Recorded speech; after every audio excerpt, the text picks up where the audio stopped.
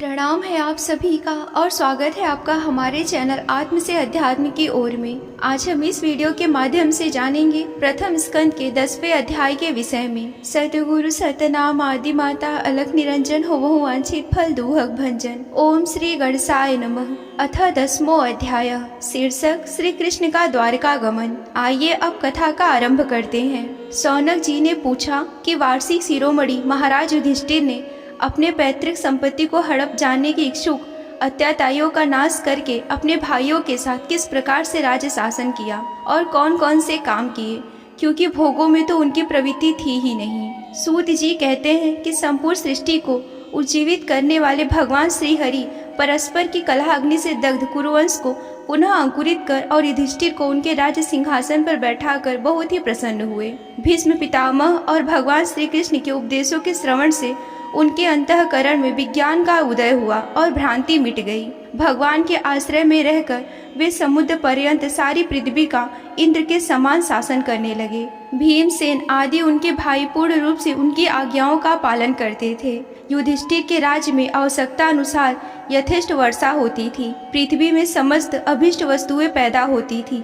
बड़े बड़े थनों वाली बहुत सी गौवें प्रसन्न रहकर गौशालाओं से दूध सींचती रहती थीं। नदियाँ, समुद्र, पर्वत, वनस्पति, लताएं और औषधियाँ प्रत्येक ऋतु में यथेष्ट रूप से अपनी अपनी वस्तुएं राजा को देती थीं।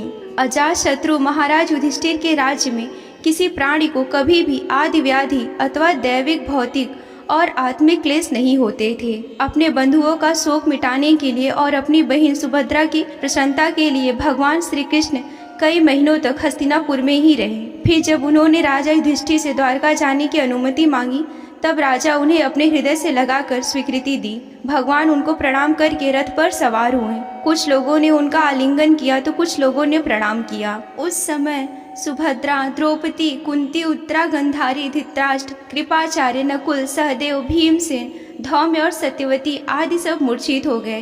वे सांगपाणी श्री कृष्ण का विरह नहीं सह सके। भगवत भक्त सत्पुरुषों के संग से जिनका दुसंग छूट गया है, वह विचारशील पुरुष भगवान के मधुर मनोहर सुयस को एक बार भी सुन लेने पर भी उसे छोड़ने की कल्पना नहीं कर सकता। उन्हीं भगवान के दर्शन और स्पर्श से, उनके साथ आलाप करने से और साथ ही साथ सोने, उठने, बैठने और भोजन करने से जिनका संपूर्ण हृदय उन्हें समर्पित हो चुका था, वे पांडव भला उनका विरह कैसे कर सकते थे। उनका चित्त द्रवित हो रहा था। वे सभी निर्निमेष नेत्रों से भगवान की ओर देखते हुए स्नेह बंधन से बंधकर जहाँ तहाँ दौड़ रहे थे। भगवान श्री कृष्ण के घर से चलते समय उनके बंधुओं की स्त्रियों के नेत्र उत्कंठा व उमड़ते हुए आंसुओं से भर आए, परंतु इस भय से कि कहीं यात्रा के समय अपसगुन ना हो जाए, उन्होंने बड़ी कठिनाइयों से उन्हें रोक लिया। भगवान के प्रस्थान के समय मृदंग, शंख, भेरी, वीणा, ढोल, नरसिंगे, धुरंधरी, नगारे, घंटे और दुदुम्बिया आदि बजाने लगे। भगवान के दर्शन की लालसा से कुरुवंश की स्त्रियां अटारियों पर चढ़ गईं और प्रेम, लज्जा एवं मुस्काने से युक्त चितवन से भगवान की ओर देखते हुए उन पर पुष्पों की वर्षा करने लगी। उस समय भगवान के प्रिय सखा घुंघराले बालों वाले अर्जुन ने अपने प्रियतम श्री कृष्ण का श्वेत छत्र, जिसमें मोतियों की झालर लटक रही थी और जिसका डंडा रत्नों का बना हुआ था, उसे हाथ में ले लिया। उद्धव और सात्यकी बड़े विचित्र चवर डुलाने लगे। मार्ग में भगवान श्री कृष्ण पर चारों ओर से पुष्पों की वर्षा हो रही थी। बड़ी ही मधुर झांकी थी। जहाँ तहाँ ब्राह्मणों के दिए हुए सत्य आशीर्वाद सुनाई पड़ रहे थे। वे सगुण भगवान के तो अनुरूप ही थे, क्योंकि उनमें सब कुछ है, परंतु निर्गुण के अनुरूप नहीं थे, क्योंकि उनमें कोई प्रारब्ध गुण नहीं था। हस्तिनापुर के कुलीन रमणियों ने, जिनका चित्त भगवान श्री कृष्ण में रम गया था, आपस में ऐसी बातें कर रही थी जो सबके कान और मन को आकृष्ट कर रही थी। वे आपस में कह रही थी कि सखियों, ये वे ही सनातन परम पुरुष हैं जो प्रलय के समय भी अपने अद्वितीय निर्विष रूप में स्थित रहते हैं। उस समय सृष्टि के मूल ये तीनों गुण भी नहीं रहते। जगत, आत्मा, ईश्वर में जीव भी लीन हो जाते हैं और महत्वा आदि समस्त शक्तियाँ अपने कारण अपव्यक्त में सो जाती हैं। उन्होंने ही फिर अपने नाम रूप रहित स्वरूप में नाम रूप के निर्माण की इच्छा की तथा अपनी काल शक्ति से प्रेरित प्रकृति का, जो कि उनके अंशभूत जीवों को मोहित कर लेती है और सृष्टि की रचना में प्रवृत्त रहती हैं, अनुसरण किया और व्यवहार के लिए वेदा आदि शास्त्रों की रचना की। इस जगत में जिसके स्वरूप का साक्षात्कार जितेंद्रिय योगी अपने प्राणों के वश में करके भक्ति से प्रफुल्लित निर्मल हृदय में किया करते हैं, ये श्री कृष्ण वही साक्षात परम ब्रह्मा है। वास्तव में इन्हीं की भक्ति से अंतःकरण की पूर्ण शुद्धि हो सकती है, योगा आदि के द्वारा नहीं। सखी, वास्तव में तो ये वही है जिनकी सुंदर लीलाओं का गायन वेदों और दूसरे गोपनीय शास्त्रों में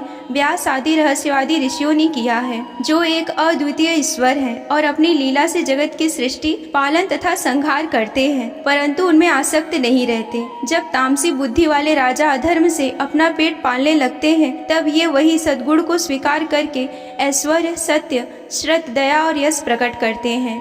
संसार के कल्याण के लिए युग युग में अनेकों अवतार धारण करते हैं। यह यदुवंश परम प्रशंसा के योग्य है, क्योंकि लक्ष्मीपति पुरुषोत्तम श्री कृष्ण ने जन्म ग्रहण करके इस वंश को सम्मानित किया है। वह पवित्र मधुबन भी अत्यंत धन्य है, जिसे इन्होंने शैशव तथा किशोरावस्था में घूम फिर कर सुशोभित किया है। बड़े हर्ष की बात है कि द्वारका ने स्वर्ग के यश का तिरस्कार करके पृथ्वी के पवित्र यश को बढ़ाया है। क्यों ना हो, वहाँ की प्रजा अपने स्वामी भगवान श्री कृष्ण को, जो बड़े प्रेम से मंद मंद मुस्कुराते हुए कृपा दृष्टि से देखते हैं, निरंतर निहारती रहती है। सखी, जिनका इन्होंने पाणी ग्रहण किया है, उन स्त्रियों ने अवश्य ही व्रत, स्नान, हवन आदि के द्वारा इन परमात्मा की आराधना की होगी, क्योंकि वे बार बार इनकी उस अधर सुधा का पान करती हैं, जिसके स्मरण मात्र से ही ब्रजबालाएं आनंद से मूर्छित हो जाया करती थीं। ये स्वयंवर में शिशुपाल आदि मतवाले राजाओं का मान मर्दन करके जिनको अपने बाहुबल से हर लाए थे,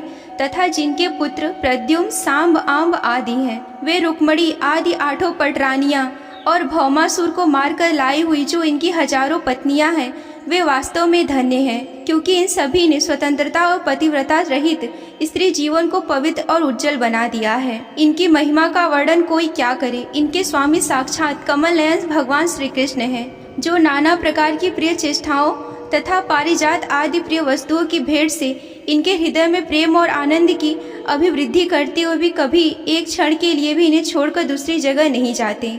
हस्तिनापुर की स्त्रियां इस प्रकार से बातचीत कर रही थी कि भगवान श्री कृष्ण मंद मुस्कान और प्रेमपूर्ण चितवन से उनका अभिनंदन करते हुए वहां से विदा हो गए। अजात शत्रु युधिष्ठिर ने भगवान श्री कृष्ण की रक्षा के लिए हाथी, घोड़े, रथ और पैदल सेना उनके साथ कर दी। उन्हें स्नेहवश यह शंका हो आई थी कि कहीं रास्ते में शत्रु इन पर आक्रमण ना कर दे। सुदृढ़ प्रेम के कारण कुरुवंशी पांडव भगवान के साथ बहुत दूर तक चले गए। वे लोग उस समय भावी विरह से व्याकुल हो रहे थे। भगवान श्री कृष्ण ने उन्हें बहुत आग्रह करके विदा किया और सात्विकी, उद्धव आदि प्रेमी मृत्युओं के साथ द्वारिका की यात्रा की। सौनक जी वे कुरुआंचल, पांचाल, सूरसेन, यमुना के तटवर्ती प्रदेश, ब्रह्मावर्त, कुरुक्षेत्र, मत्स्य, सारस्वत और मरुंधन देश को पार करके शौबीर और आमिर देश के पश्चिम आनर्त देश में आए। उस समय अधिक चलने के कारण भगवान के रथ के घोड़े कुछ थक से गए थे। मार्ग में स्थान स्थान पर लोग उपहार आदि द्वारा भगवान का सम्मान करते थे। सायंकाल होने पर रथ से भूमि पर उतर कर आते हैं और जलाशय पर जाकर संध्या वंदन करते हैं। यही उनकी नित्यचर्या थी। यहीं पर श्रीमद् भागवत पुराण के प्रथम स्कंद का 10वां अध्याय समाप्त होता है। अगर आप श्रीमद् भागवत पुराण की कथा में रुचि रखते हैं और उनका विस्तार पूर्वक वर्णन सुनना चाहते हैं, तो हमारे चैनल आत्म से अध्यात्म की ओर को सब्सक्राइब कर लीजिए। आज के वीडियो में बस इतना ही। मिलते हैं अगले वीडियो में। तब तक के लिए आप सभी को जय आदि शक्ति भोलेनाथ जी। हर हर महादेव।